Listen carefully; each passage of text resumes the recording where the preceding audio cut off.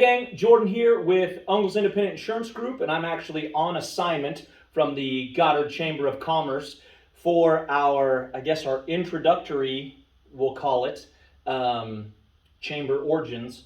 It's a working title. We don't have that quite nailed down yet, so that's kind of in the know. But one of the things that we're really wanting to do with our Origins is we're wanting to go out, meet with the members of the Chamber of Commerce, and really get an idea of what their background is, how they got into the business that they're in, or how they got to the stage that they're at, and lessons learned along the way. So with that, I thought, who better to start with than with Miss Angie Dunce? She is the president CEO of the Goddard Chamber of Commerce. So I've now been on the board with Angie for a couple of years here, and I've just been blown away by her knowledge and her expertise, and she'll pull things and she'll say things like, oh, well, in the past we've X, Y, and Z, or we've done this, or we've done that. And I was finally sat down and just really asked her, where does all that come from? And then you gave me the rundown. It was at the luncheon last week before. Yeah. Last week, she really got into it, and I thought, holy smokes, like, if there's an origin story that needs to be told, I would say this is absolutely one of them. So we'll go ahead, we'll get started here. So I guess, Miss Angie, first of all, let's just start out, just tell us a little bit about yourself, just kind of a little bit of your background, if you would. Okay, absolutely. So I actually grew up in Mays, not too far from here. The interesting So South Central girl from the start. Yes, absolutely. Awesome. Day Okay. one.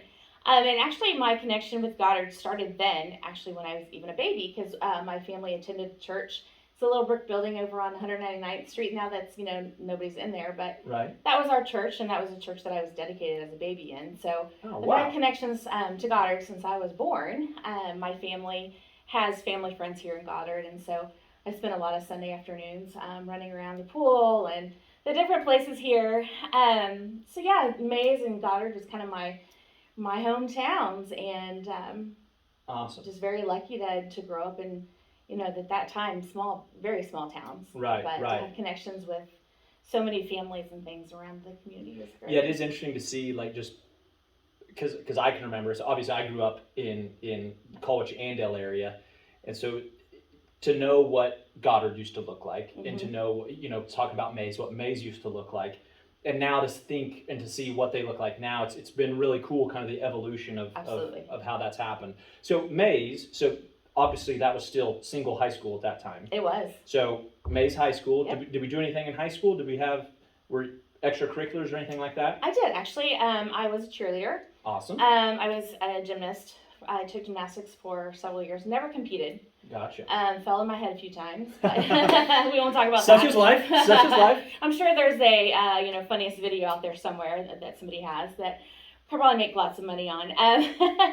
I was also on the newspaper staff, and so even in high school, I was writing articles and doing investigative reporting and doing all that. Investigative reporting at the high school level. Local Mays High School. I like it. What really getting in there. And I actually once held a tarantula for the cover of the newspaper. So there you go. Just doing it. So after Mays, what was the evolution from high school? Graduated from Mays, and then went to Wichita State University. Awesome. And graduated there with my bachelor's in marketing and communications. Actually communications, and a minor in marketing. While I was at Wichita State University, I was a member of Delta Gamma sorority.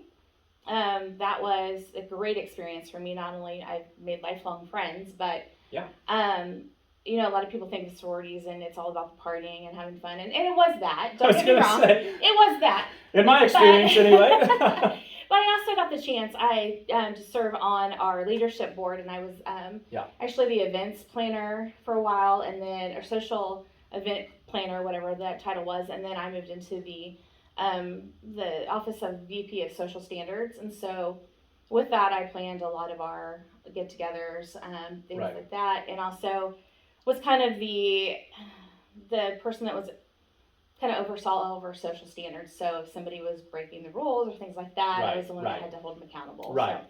So, also at Wichita State University, I had the pleasure of actually getting an internship, and this is one reason when you hear me talk about leadership and internships, and I'm a big proponent of it, this is why, because at the age of 19, I was given the opportunity to work in the events office the communications office at Wichita State. For the university. College, so not yes. the sorority no. anymore, the greater. Yeah, Wichita State University, the awesome. actual university.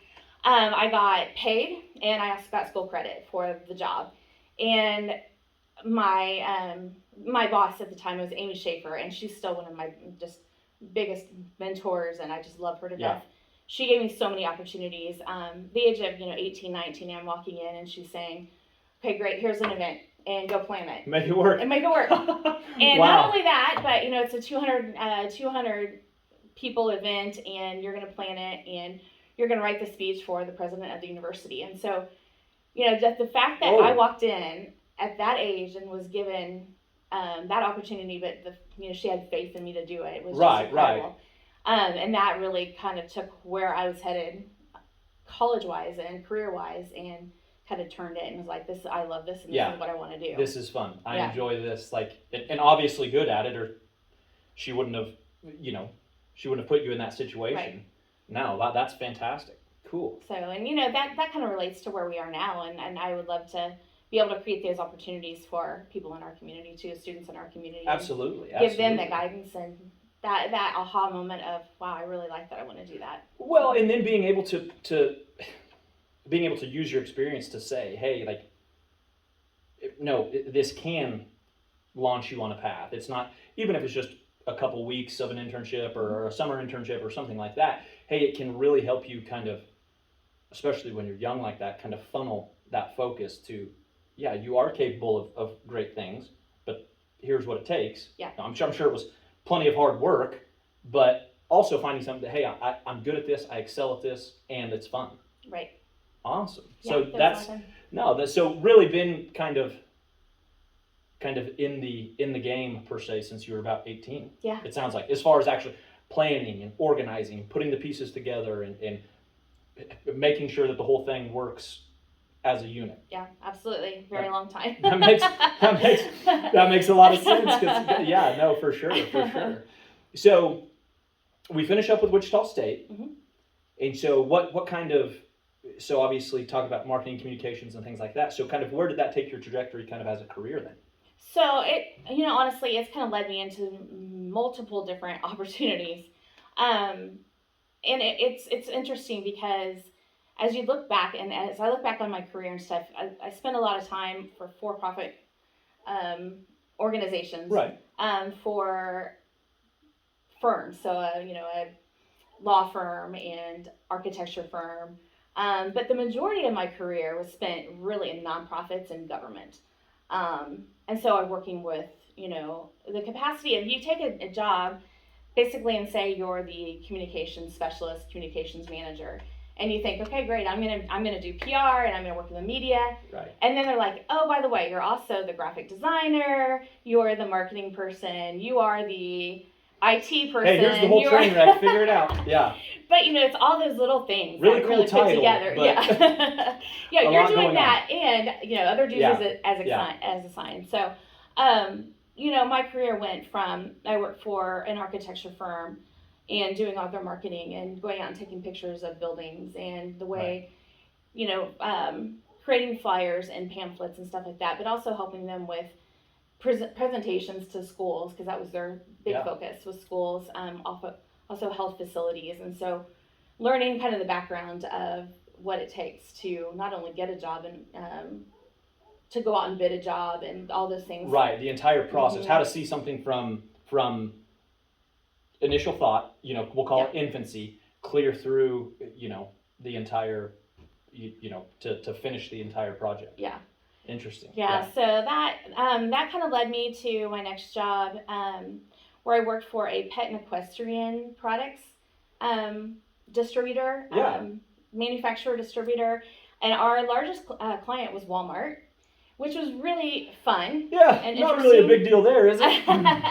Just one of the largest global players on the planet. So that was actually my first chance to travel for work, which, so I went to Bentonville, Arkansas. Here I am, very young. I'm still, 22 years old, 23 years old, and I'm traveling and driving to Bentonville. And so at 22, dealing with contracts with the likes of Walmart and folks like that. Mm-hmm. Yes. Wow. Yeah. So, and I was just kind of on the project team, but I got to see the whole work. Yeah. And so our main focus was for the pet collars, dog collars. Okay. And how we're going to display those in Walmarts across the nation, right? And so we worked with a team and did the branding for the product. We did actually how it was placed in Walmart. And so coming up with what's called a swing arm. And so, you have your shelves. And then this was basically a shelf that hung on it, but it moved. Right. And so you could see both sides of it with collars and things like that. So just getting to be part of the team that did that and learning the UPC system and all the different things that Walmart requires and pricing items and quite an experience. And how it fits and I don't want to put words in your mouth, but obviously how it all fits in the greater scheme. Yeah. Right? It's like, we can design something in the office that we think is going to be super cool, but depending on where that fits into the greater, if we're dealing with Walmart, where that's going to fit actually on the shelf and where that has to be set up and how that all comes together and getting all those things to coincide correctly. Yeah. I think obviously a massive undertaking. And stand out. Right. Here's Walmart. Not just functional, but hey, by the way, we need everybody to see this as well. You want this product, not this one over here. Right. And and then getting all that and pricing it accordingly. Yeah. To where you still make money. Exactly.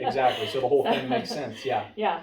So that was quite an experience, and then from there I worked with the Girl Scouts and I did their PR, a lot of events and fun things like that. I worked for Westar Energy, and I was one of the media contacts. So whenever the power went out, the media would call me, and keep in mind, power never goes out at 2:00 in the afternoon. It goes out at 2 a.m. Deal with this train wreck. So I worked there for a little bit of time. Actually, not a very long time, but because there was some different corporate things, restructuring and things that happened. But funny story, my dad worked for Kansas Gas Service his whole career. Yeah. And he was like, I really want you to get in, the utility company because it'll be a stable job. It'll be a great position for you. Yeah. And I loved it. Yeah. I loved it. I had a great mentor there, Carla Olson. She was awesome. And she's really the one that was really like, you're going to start taking these media phone calls and you're on your own. And, here's a process. 2:00 in the morning, learn how to handle being alert and awake and, acting like you're not half asleep. Yeah. But the funny thing, and then the corporate restructuring happened, and so I'd been there only about 9 months before they let a lot of the media staff go. So but if you think about it, I mean, obviously it's different doing it at 2 a.m. But if you've been writing speeches for university presidents since you were 18, 19, I mean, so obviously it's once again not identical, but it's like, okay, let's think on our feet, let's be aware of the situation, and then I will put the pieces together from there. Yes. Yeah, that is coming from somebody who is on a camera right now, that is not easy to do. It is not. You learn how to ignore the camera. And it was kind of shaky there for a while. Actually, another funny story coming out of there is I worked at Westar Energy during 9/11 when that took place. Yeah. And so, I remember all of us and being in the media and stuff, or working with media, just the overwhelming feeling that you got watching all this unfold, right? And knowing that at some point something like that could happen in our community, and how do you prepare yourself for crisis and things like that? Right. And so funny because the atmosphere at that time was so. Is this it? Are these incidents that happened? Is that a one-off type of thing, or is this something that's going to be happening around the U.S., around the world? Moving forward, and not necessarily understanding what the answer to that was. I mean, it was, the hindsight of 2020, we kind of understand that now, but at the time, it was a very scary, obviously, Absolutely. But just not even understanding of what direction is this going to go. Right, and and being in the position that I was in, and my boss, and we're watching this stuff, and we're thinking, we work for the number one utility in Kansas, and it's our electrical grid, right? And so, what happens? What happens if something, are we prepared? How do you prepare yourself, and how do you control your emotions and things? So funny, because the day 9/11, basically my boss when all this is going down, she's in the process of booking us for media master's training in Houston, Texas. And so didn't really compute until we're getting ready to get on the plane a month later, and she's like, I booked these tickets on 9/11 to fly to Houston for media master's training. So, but that training was awesome. I was very shaky. I was still very young, but just going back, and I still to this day go back and think about these are the things I was taught and how to do certain things. But a lot of lessons in just 9 months there. But that led honestly to one of the greatest positions that I was able to have in my career, and that was at Sedgwick County Government. And just from that media experience and the training and stuff, I was given the opportunity by Christy Zukovich, who still is just, I have these women in my life that have just been great mentors, and she's definitely one of them. I was going to say, how quickly you've obviously worked with some great people along the way, because how quickly you just recall, this person affected my life, and this person affected my life. And I think that's fantastic to see, and I'm sure they are excited to know that I had an effect on that person as well. And I think that's important in anybody's career, that you have to have mentors and stuff. And I probably wasn't the easiest to deal with at a young age. I was young and, a young mom, and your priors are completely different as you get, but you see these women and the experiences they go through, even with their personal lives and stuff, and dealing with home and work. And I have to say that it's really kind of molded me as a person, and just seeing how they there's no way that it couldn't. I mean, but with Sedgwick County, I was given so many opportunities, and I served as my official title was communications specialist, I think, communications coordinator, something like that. But I worked in the Office of Communications under the county manager, and our offices were located right across from the county commissioners. And so I worked a lot one-on-one with the county commissioners, getting them to and from media interviews. I served as one of the contacts for the media for all of emergency management, emergency services. So, it's like I told you, like there was a time where if the phone rang and there was something bad that happened, and somebody unfortunately was somebody was unfortunately murdered or something like that. I was the go-between between the Forensic Science Center and the media, or there was even times where we dealt with, we had the Kansas Coliseum at the time, and unfortunately a football player from another state had passed away, and so just dealing with autopsy stuff and like for the national news. One of the highlights. And you had to be the one who, you were the front facing. Yeah. So I fielded the calls, and so I would call, the Forensic Science Center and say, what can you tell me, and what can you tell me, and what can I tell the media, kind of thing, and how. But learning how to decipher between this is what we can release and what we can't. Right. Especially when it came to court records and stuff like that. But. Well, and then what is pertinent? Because too often people can get inundated with the minutia that, hey, this isn't really important to the overall story or the overall information that needs to be out. Right. And being able to decipher that down, and then, hey, here's what needs to be front facing. Absolutely. This is what is important for whatever this situation is at this moment. Yeah. And being able to decipher that. Wow. Yeah. And so, that kind of took me, I got to work a lot with, like I said, the county commissioners, a lot of fire, the sheriff, the fire department. But kind of going back to 9/11, and when I was at Sedgwick County, we're kind of in that stage still where things we would go from the, the security level orange or threat level, right? And I remember that. And it was like a constant. You were updated like every single day on what your color level was. Yes, I had forgotten about that. Went through all of that, and not only that, but you had your emergency management tornado sirens going off, and you'd have to be in the emergency management room. But we also went through. Do you remember all these stages where we had swine flu, bird flu, SARS? West Nile. Yep. So all of those, working with the health department, we actually brought in another person to kind of work beside me that did a lot of the health stuff. And so coordinating as a team, like how do you put information out for the entire community on how do you stay safe from West Nile virus? Right. and then writing speeches for the commissioners and being the front-facing people, and how do they communicate that to where people feel safe. And yeah. Oh, wow.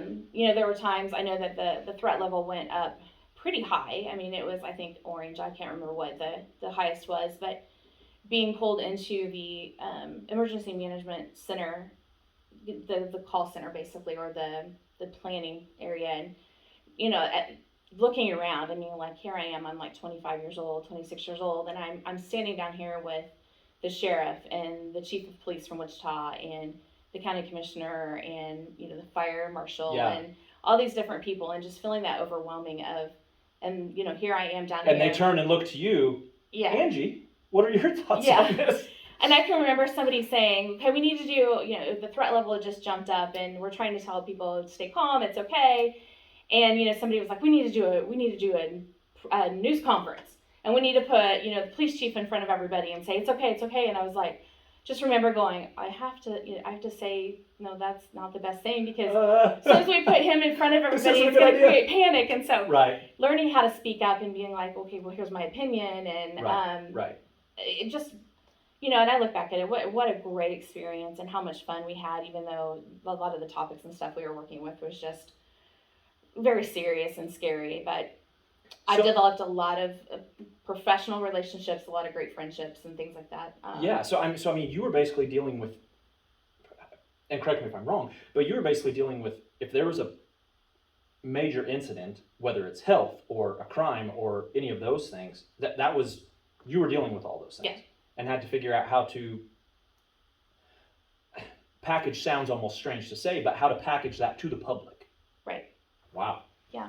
That's good on you. Yeah. That is not a role I don't think that's a role that I would be excited about. And like I said, I had a great mentor, and Christy was my boss and just gave great guidance, and we had a great team that worked together, and just very lucky to have that experience.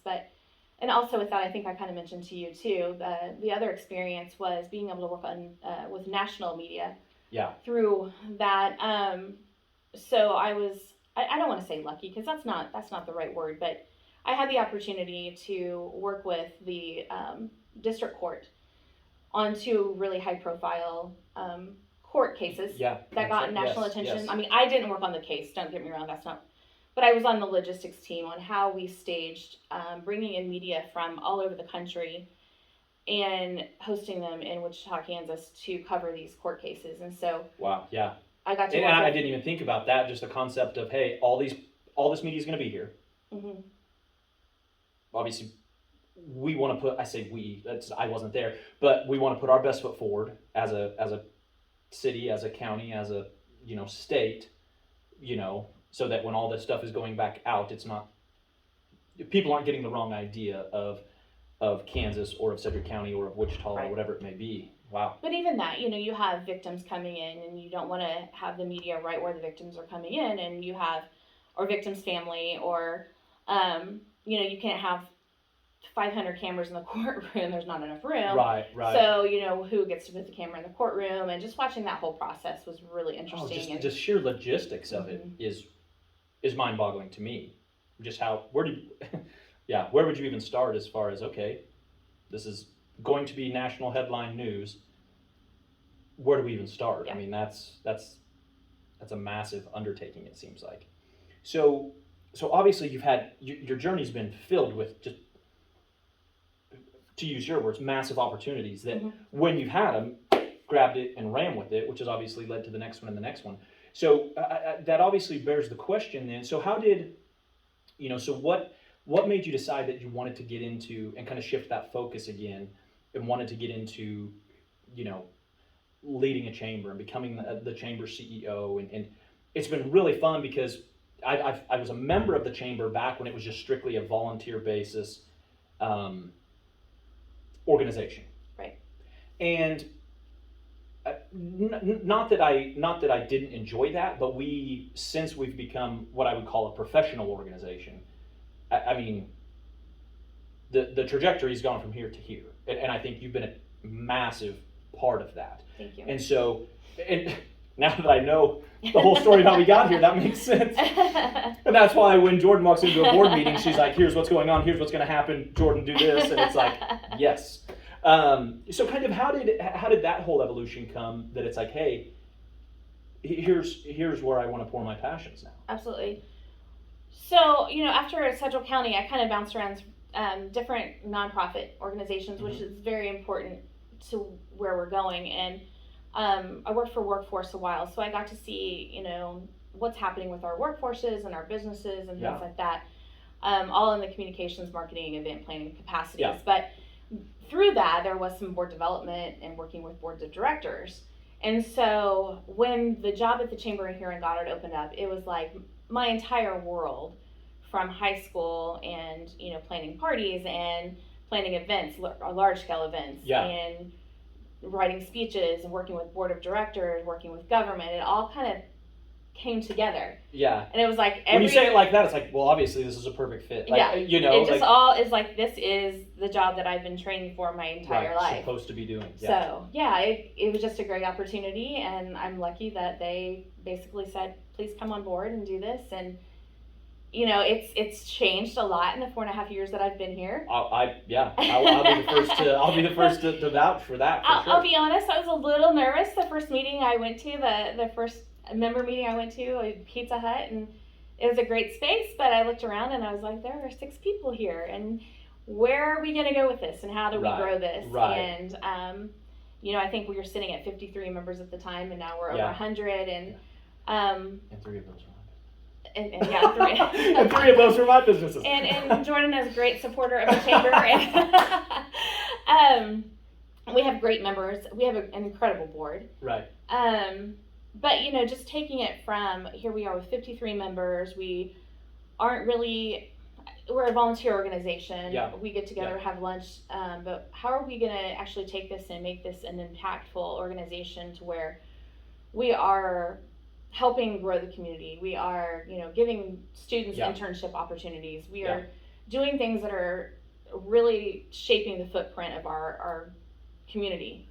Well, and that's been the thing that I think has been the most fun for me, being, once I became a member. I mean, obviously I was a member for years and years and years, but then when I became a member of the board, and to walk into a meeting and to be able to, as a group, as a team, it's like, hey, here's where we want to go. Mm-hmm. And it feels like, and I can remember years ago, it's like, that seems like it's Mount Everest. You know what I mean? Like, from where we were. Yeah. And not that we weren't doing great things at that level, but it's like, hey, here's where we want to go. And I remember almost thinking like, wow, like, well, good luck. How are we supposed to do that? Mm-hmm. And it's been really fun to kind of be part of that process, to kind of watch us now climb. And we've since doubled those numbers. I mean, we're over 100 members now. I mean, it's been, and kind of to be able to see like, oh no, that is absolutely doable. That's absolutely a doable goal. Yeah. To achieve that. And so that's been super exciting, just from my perspective, to be a part of that and kind of ride your coattails as far as, oh wow, like, Andrew's got it figured out. Like, let's. I wouldn't go that far. But that's part of the fun, right? Yeah, no, absolutely, and I think that's part of what we needed. I think was somebody to come in who, I guess I'll say, had your pedigree, right? Where it's like, here's where we're going to go. Here's how we're going to do this. Here are all the logical steps that it takes to get there. Mm-hmm. And it was like, oh, because we had that solid volunteer core that was like, okay, we were just waiting for, we almost needed somebody to funnel our energy. Okay, here's where we need to go. Here's where you need to be putting your time, effort, and energy into. And that's been a lot of fun from my perspective to be a part of that, for sure. Yeah. Awesome. Well, glad that you're a part of it. And we have a great board, from a volunteer board to now a working board, really. And it was a working board before, but we just hired a part-time person to do new memberships and stuff, but being, for the last 4.5 years, the only employee, I rely heavily on no pressure there. I have to have lots of volunteer support, and so it's been great working with our board and just seeing where we can come in. And it's awesome because the people that sit around the table have such great strategic ideas, And well, and what I really like about it is that we seem to have a great yin to the other person's yang, if that makes sense. Absolutely. Right? Like we have the super organizers, right? And then we have more the dreamers, right? They're like, well, let's do this or let's do that. But to be able to, but what I mean by that is we have a good balance of, hey, let's try these new, fun, exciting things. And it's like, okay, let's figure out how to make all this work in the context while always at the same time having our members in mind. Right. I mean, really that's how we got to this process right here. I came to you with what I kind of thought was a scatterbrained idea, and you're like, put some tweaks on it. You're like, well, we can do this, this, and this, and that'll work a lot better. And that's literally how we got to this video right here, to Absolutely. do the origin story. Because what we want to do is go out and meet with all of our members and be able to tell their origin story of, their business that is in the Goddard Chamber of Commerce. How did we get here? How did you start? Because in my experience, if I'm gonna spend my hard-earned money with someone, I want to know the story. Absolutely. I want to know how that got there. We've got businesses that are part of the chamber that are third-generation businesses that have been in Goddard the whole time. And there's a lot of people that I bump into that if you asked them that, they wouldn't have any idea at all. Right. And so that's what's really the fun thing. And to have you, give me the rein to be like, yeah, absolutely, let's do it. So hopefully it's going well. No, I'm excited on where the chamber is, where it's going, and kind of what our possibilities are.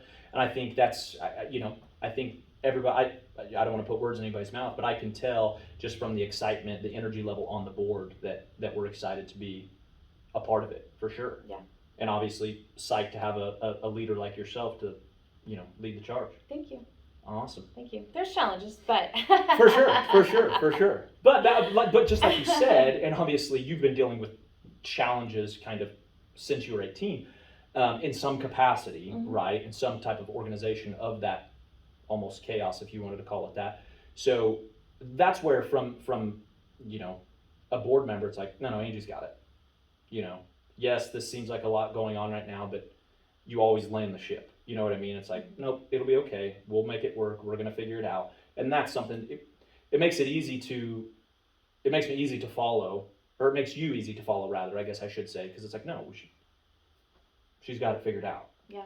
And so that's exciting. And so that, ladies and gentlemen, is Miss Angie's origin story. That's it.